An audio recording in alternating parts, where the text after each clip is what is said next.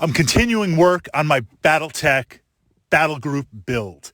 And if you're coming to this vlog through a search or some other function, I've posted up to the archive here on my playlist, Battletech build group. I've got an upcoming multi-part game, multiplayer game, campaign game, and I wanted to pull together something really unique in Battletech. I wanted to flip that script. I love playing mechs, but I also love tanks.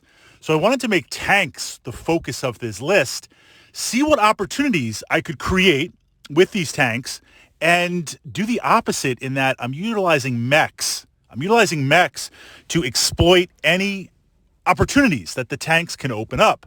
So we've been looking at the different pieces of the list, seeing how they interlock, how they play, and now we arrive at LRM carriers, long-range missile carriers.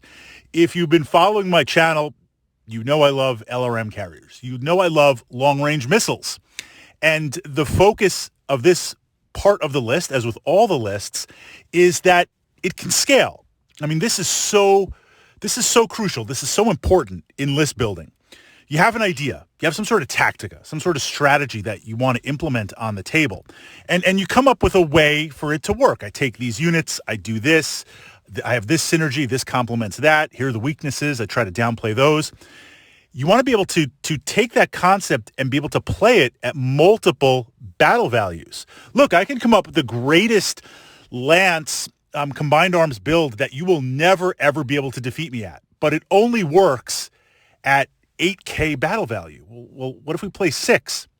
Or likewise, if I make a battle group for 3K, but now I start to increase the battle value, if I don't have additional units to scale, then I just start throwing junk in there and I lose that synergy. So what we see with each group is I take 2, 3, or 4 models as it builds up. So for the SRM carriers, they come in at 2. 2 because this gives me an awesome saturation of missiles, 20, 40, 60 missiles per carrier, 120 real-time missiles. And it also gives me this redundancy to really kind of push those elements out. We take those. I can scale up to 3. I can scale up to 4. So the idea here in the list, going back to, I think, part 2 or part 1, the PPC carriers are going to be the focus of my list. 3 PPCs on a turret, the Shrek carriers, multiples of them. That is going to be the focus. And Death Ray Designs has put out some fantastic miniatures, tanks, really awesome looking tanks that I'm using for the entire Tank Tactica build for this list. I'm dropping that link down there in the info box if you want to kind of check out and see some of the models that I'm going to be utilizing. With this in mind, you kind of have 2 options with the carriers. I want to give you, as an opponent, 2 choices to counter me, and I want them, ideally, in theory, to both be bad choices. So here's what I mean by that. I've got my carriers, my PPC carriers. They're just blasting away. You can't let me blast you away all these turns. Like, no, you can't. You can't allow that. So you're going to close. You're going to try and close and bring all of your weapons, because I've got 3 PPCs per carrier. If you get close, say with a Warhammer or some other mech, where not only do you have your primary weapons, but secondary and missiles and lasers, you're going to crit me, you're going to immobilize me, you're going to motive hit me, and you're going to destroy the tanks. It's just pure dice.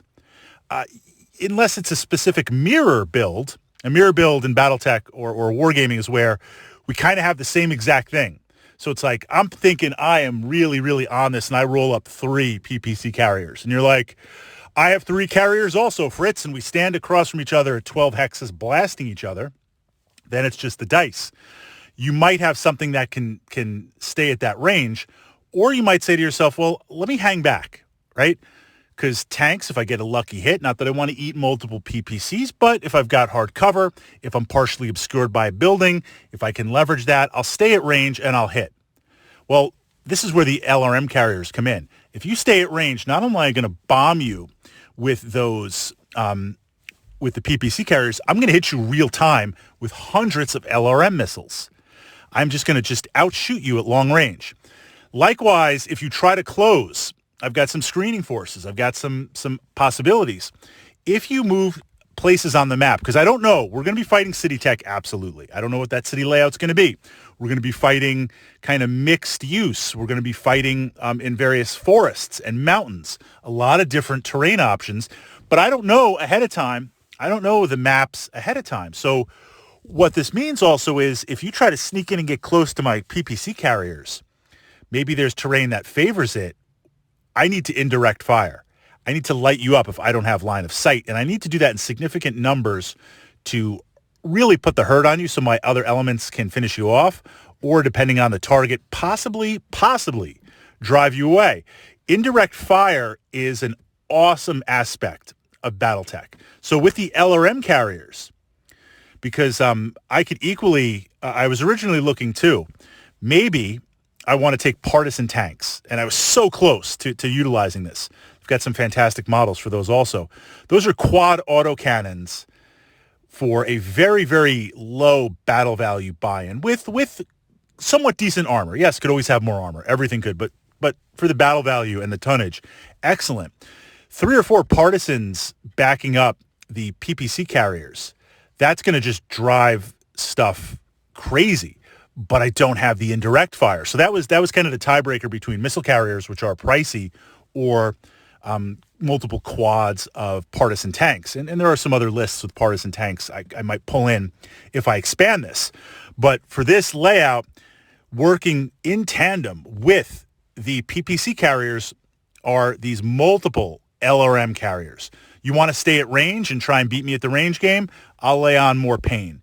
You want to try and close as you're closing? I'm going to be laying on that firepower. You want to try and sneak around and use terrain rather than me chasing you down? I'm going to hit you up with indirect fire. Of course, we need spotters. We need someone to spot that.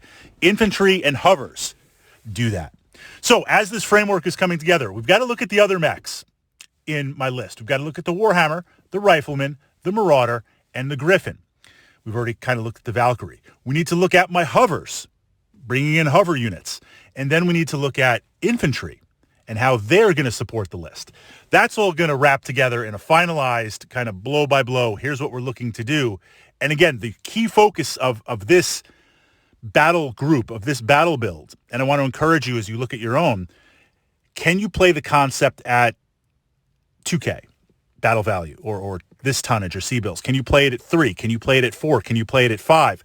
Can it scale and have the same impact, or does it only work at a select level? And if it does, then you have to play at that level. Or do you have enough miniatures and models to back at the higher levels to still keep that potency, but not just throw like random stuff and lose your synergy with how to play it?